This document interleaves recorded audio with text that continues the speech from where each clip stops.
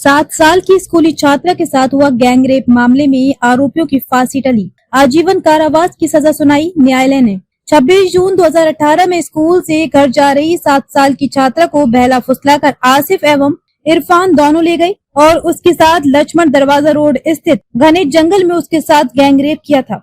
इस घटना के बाद पूरे देश में आरोपियों के खिलाफ आंदोलन शुरू हुआ, जिसमें फांसी की मांग की गई। पर इस दौरान सेशन कोर्ट व उसके बाद हाई कोर्ट में आरोपी इरफान आसिफ को फांसी की सजा सुनाई गई थी। सुप्रीम कोर्ट ने जनवरी 2025 में डीएनए रिपोर्ट को पर्याप्त न मानकर इसकी जांच करने वाले साइंटिफिक एक्सपर्ट्स के कोर्ट ने बयान होना जरूरी बताए थे। इसके बाद मामला निचली अदालत में भेजा था एवं सुप्रीम कोर्ट में चुनौती दी गई थी, जहां से फांसी टल गई थी। केस को वापस सुनवाई के लिए ट्रायल कोर्ट में भेज दिया था। यहां से आए फैसलों में अब दोनों आरोपियों को पूरी जिंदगी जेल में गुजारनी होगी। बालिका पक्ष के लिए शासन की ओर से विशेष लोक अभियोजक दीप्ति कनासे ने पैरवी की थी। मामले में रतलाम डीआईजी मनोज सिंह ने कहा कि न्यायालय के फैसले का अध्ययन किया जाएगा, क्योंकि सेशन कोर्ट का हाई कोर्ट ने पहले आरोपियों को फांसी सुनाई थी। ऐसे में फांसी दिलाने के लिए पुनः हाई कोर्ट में अपील भी करेंगे। आरोपी के वकील अनीस मंसूरी ने बताया कि सुप्रीम कोर्ट ने इस केस को रिमांड किया था और विशेषज्ञों के बयान दर्ज करने के निर्देश दिए थे। ट्रायल पूरा होने के बाद कोर्ट ने सोमवार को फैसला सुनाया, जिसमें दोनों दोषियों की फांसी को उम्र कैद में बदला गया है। क्या कहेंगे? एक 2018 का प्रकरण है।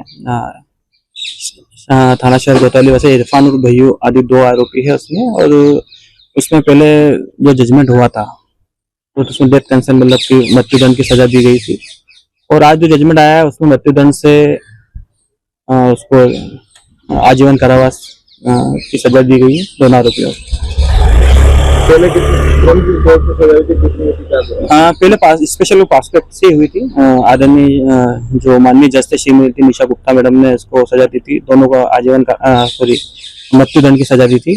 और उसके बाद वो केस हाई कोर्ट गया, हाई कोर्ट ने भी उसको सेम मृत्युदंड पर रखा, और उसके बाद फिर वो सुप्रीम कोर्ट गया। माननीय सुप्रीम कोर्ट ने उसमें डीएनए एक्सपर्ट के गवाह नहीं होने के कारण उसको रिमांड किया था।